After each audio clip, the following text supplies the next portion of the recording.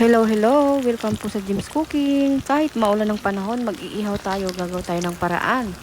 Ayan, may sibuyas kamatis tayo dito. Tinamplang ko ng konting patis, tapos seasoning, tapos nilagyan ko ng asin yung ating bangus para lumasa yung ating bangus. So ayan guys, ilalagay natin sa tiyan ng bangus yung ating kamatis sibuyas na may timplado. So ayan, timpla natin ng patis yung ating sibuyas, kamatis, konti lang para malinamnam lang. Konting seasoning. Tas naglagay din ako ng paminta. Ayan. So yan lang yung tinimpla natin sa ating palaman sa bangus. Pahiran ko ng asin yung ating bangus. Rock salt po yung gamit natin. Sa loob at labas lalagyan natin para malasa. Naglagay ako ng plastic sa kanya. Lagyan natin yung ilalim.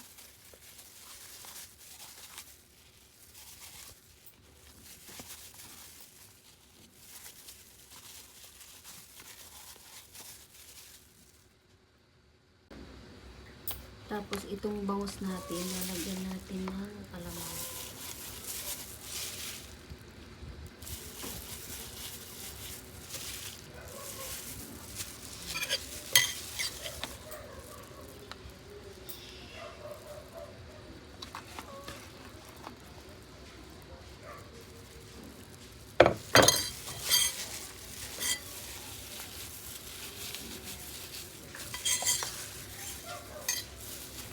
Lagyan ko ng mantika yung yung kawali natin. Bali yung gamit kong kawali guys, yung yung ihawan na kawali. Ayan, kung wala naman kayong kawaling ganito, pwede na yung kawaling ordinary. Yung naglagay lang ako ng foil sa sa may ilalim para hindi dumikit. Ayan, tapos naglagay ng konting mantika. Ilagay lang natin yung ating bangus. Bali 2 pirasong pinalamanan na bangus.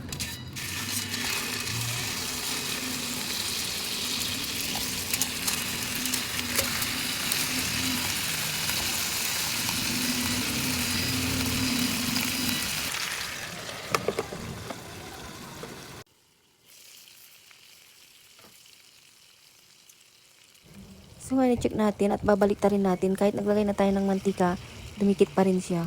Ayan. So okay na yun guys, nabaliktad na natin. Pahirapan. So ngayon ay check natin ulit kung pwede na. Eto na, ang bango-bango, ang sarap-sarap. So yun po, ayan, kung nagkikrib kayo sa sa inihaw, pwede na rin yan sa kawali. So yun po, marami pong salamat sa inyong panonood. Hanggang sa muli guys. Bye!